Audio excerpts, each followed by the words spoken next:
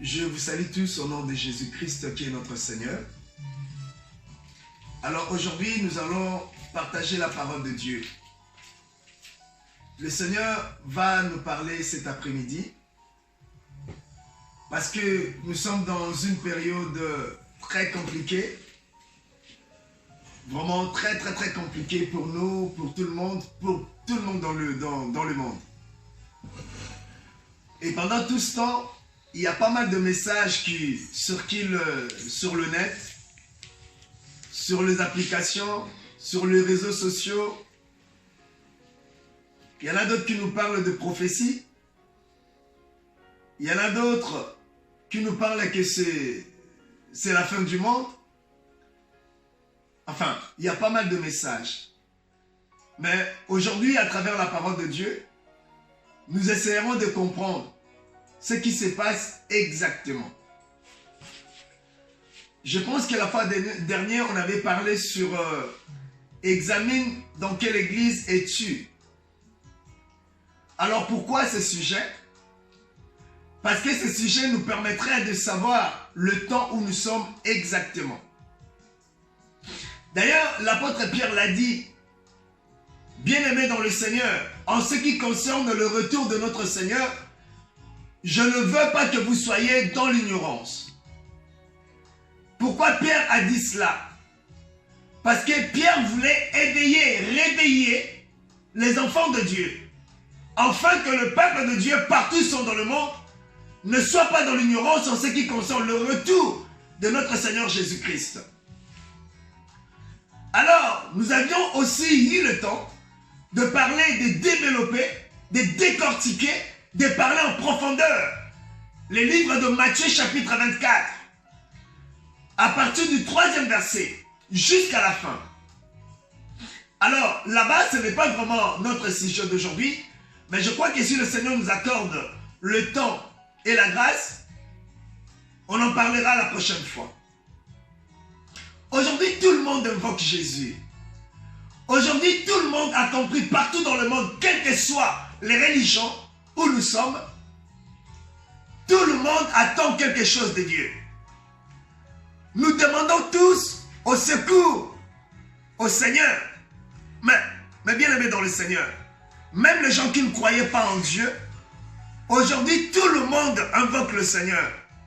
Même les gens qui ne voulaient pas de Dieu, aujourd'hui, tout le monde s'est rendu compte que Dieu est très important, que Dieu est indispensable dans nos vies. Mais avant d'aller un peu plus loin, j'aimerais qu'on puisse partager ou lire ce qui est écrit dans la parole de Dieu. Qu'est-ce qui est écrit dans la parole de Dieu? Prenons nos Bibles dans le livre d'Apocalypse, chapitre 3, le verset 10. Apocalypse chapitre 3, le verset 10. Je vais faire la lecture.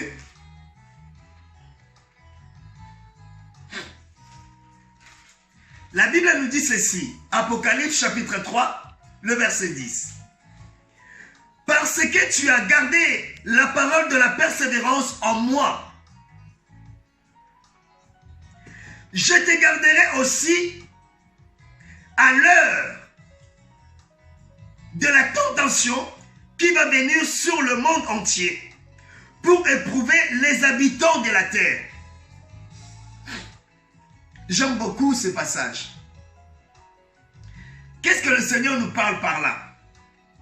Le Seigneur parle de chrétiens ou de croyants si vous voulez. Le Seigneur parle des épreuves qui vont arriver pour éprouver le monde entier. Et quand on parle du monde entier, on voit les croyants, on voit aussi les non-croyants. C'est-à-dire, les épreuves qui viendront dans le monde entier, pour éprouver le monde entier, bien aimé, ça va éprouver et les chrétiens, et les païens, et les croyants, et les non-croyants. La Bible nous dit quoi? Puisque tu as gardé, écoutez bien, puisque tu as gardé ma parole, puisque tu as gardé ma parole, moi aussi, je te garderai quand l'épreuve viendra pour éprouver le monde entier. Aujourd'hui, tout le monde invoque Jésus. Aujourd'hui, tous les soirs, même les gens qui ne priaient pas, prient maintenant. Aujourd'hui, chaque matin, quand nous nous levons, la première des choses, nous pensons à Dieu. Mais bien aimés dans le Seigneur, revenons un peu en arrière. Qu'est-ce qui s'est passé avant cette situation qui nous est arrivée? Mais les gens ne voulaient plus de l'église. Les gens ne voulaient plus de Dieu. Personne ne s'intéressait aux choses de Dieu. Tout le monde courait derrière son travail. Tout le monde courait derrière l'argent. Tout le monde avait ses préoccupations, ses occupations. Alléluia. Mais aujourd'hui, comme il y a le preuve, aujourd'hui, comme il y a ce virus, aujourd'hui, tellement que tout le monde a peur de la mort, maintenant tout le monde s'est dit enfant de Dieu. Écoutez mes frères et sœurs, on ne ment pas Dieu. On ne ment pas Dieu. Dieu connaît nos cœurs. Dieu connaît nos pensées. Car la Bible nous dit, il sent dans le cœur et le rein. Le Seigneur te connaît. Le Seigneur connaît tes pensées. Et le Seigneur sait exactement qui tu es. Là, le Seigneur s'adresse aux personnes qui ont gardé sa parole. Quand tout allait bien, quand les choses marchaient bien, quand les choses avançaient bien. Et le Seigneur aujourd'hui s'adresse à ces gens-là. Pendant que les choses marchaient bien, tu avais gardé ma parole. Pendant que les choses fonctionnaient bien, tu avais gardé ma parole. Pendant qu'il n'y avait pas ce virus, tu avais gardé ma parole. Je t'obéissais ma parole. Tu m'écoutais. Tu étais attentif à tout ce que je te disais.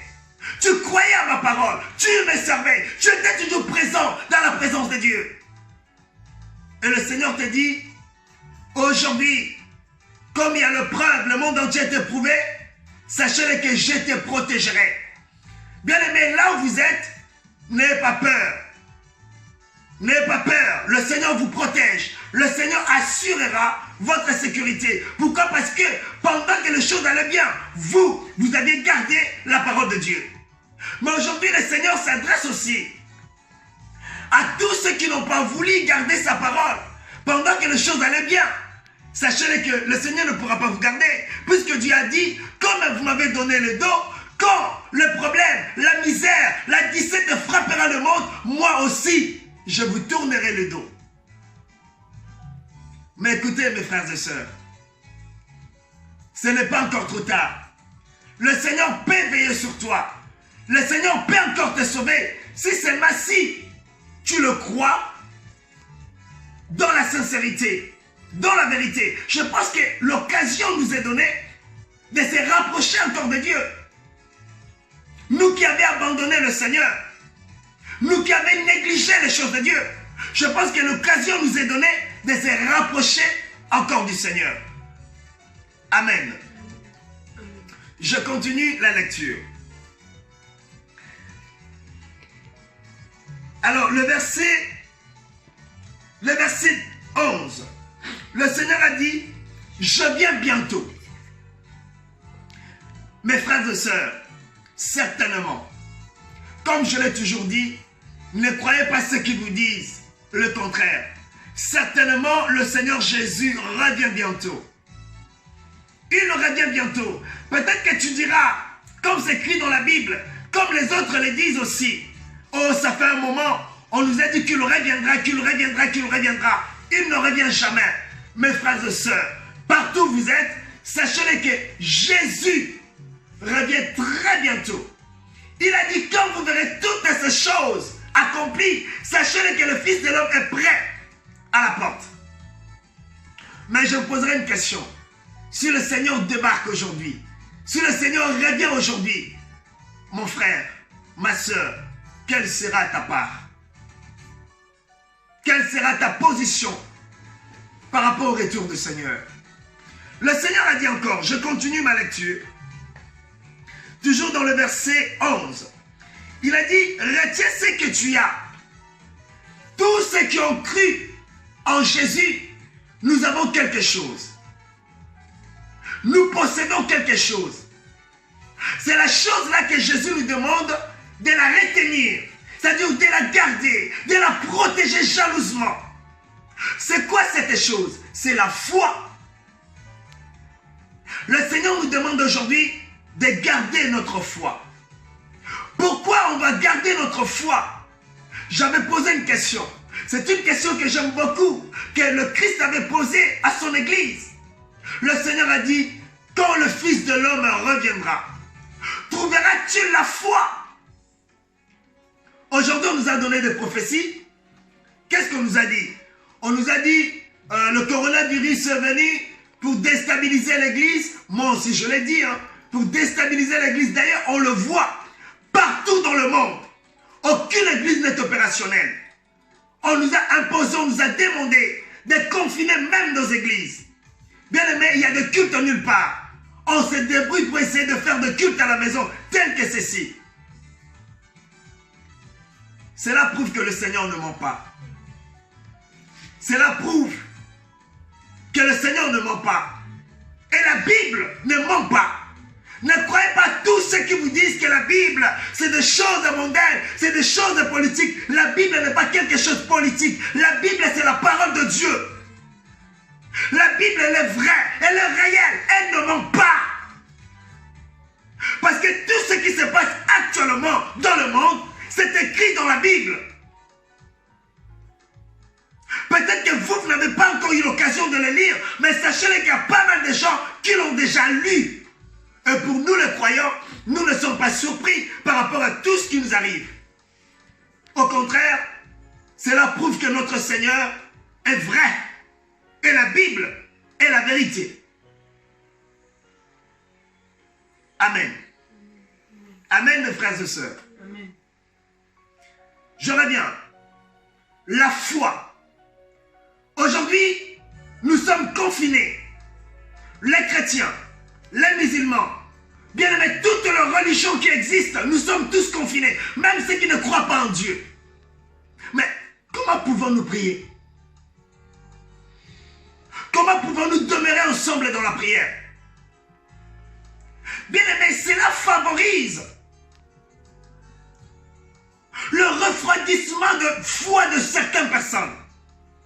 Or, Matthieu nous dit, le Christ a dit dans le livre de Matthieu, tellement que l'iniquité sera accrue, l'amour du plus grand nombre se refroidira.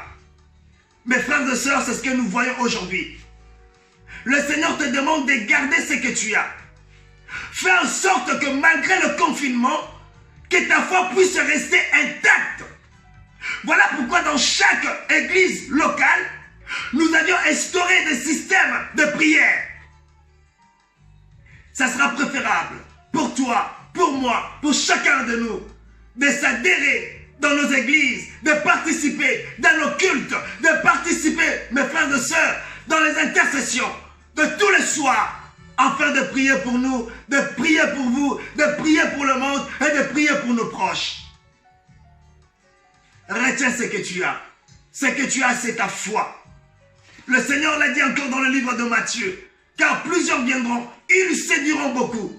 Il a dit de veiller. C'est à toi de veiller sur ta foi. C'est à toi de veiller sur ce que tu as, afin que personne ne puisse te le prendre. Alléluia. Amen. Alléluia. Amen. Alors, je vais m'arrêter par là. Qu'est-ce que le Seigneur nous dit aujourd'hui? Tout ce que nous voyons, ce n'est pas la fin. Ne croyez pas ceux qui vous disent c'est la fin du monde. Ce n'est pas la fin du monde. Au contraire, c'est le commencement. C'est le commencement. Ça se passera comme ça. Aujourd'hui, on nous demande une attestation, l'autorisation de sortir. Mais bien aimé, demain, ce ne sera pas l'autorisation de sortir. La Bible nous dit, personne ne pouvait acheter ni vendre sans avoir la marque de la bête. Or, il n'y a pas longtemps, je vous avais parlé sur la puissance feed, qui est déjà opérationnelle. Ça arrive. Tout ce que nous voyons, c'est l'ombre de la réalité qui vont s'installer très bientôt. Or, toutes ces choses-là ne peuvent pas être installées sans que l'enlèvement de l'Église puisse avoir lieu. C'est quoi ta position par rapport à ce message? Si tu étais égaré, il est temps pour toi, mon frère, ma soeur, de revenir au Seigneur. Si tu étais éloigné de la parole de Dieu, reviens au Seigneur. Que ces moments de confinement, que ce ne soit pas pour nous un moment de distraction, un moment où nous allons plonger dans la distraction. Bien-aimés dans le Seigneur, plongeons-nous au contraire dans la parole de Dieu. Cherchons la volonté de Dieu. Arrêtez de chercher sur Internet qui a dit ça, quelle prophétie, quoi ça, quoi ça, quoi ça. Non, il n'y a pas de prophétie. Tout ce que nous voyons, c'est écrit dans la Bible. Et la Bible elle-même, c'est une prophétie. Lisez la Bible, méditez la Bible et faisons ce que la Bible nous demande. Car la Bible, c'est la parole de Dieu. Je vais m'arrêter par là. Que le Dieu Tout-Puissant vous bénisse. J'espère que cette exhortation nous permettra de se ressaisir, de revenir au Seigneur et de chercher encore la voie de Dieu si nous étions tous égarés. Que le Seigneur Jésus-Christ vous bénisse.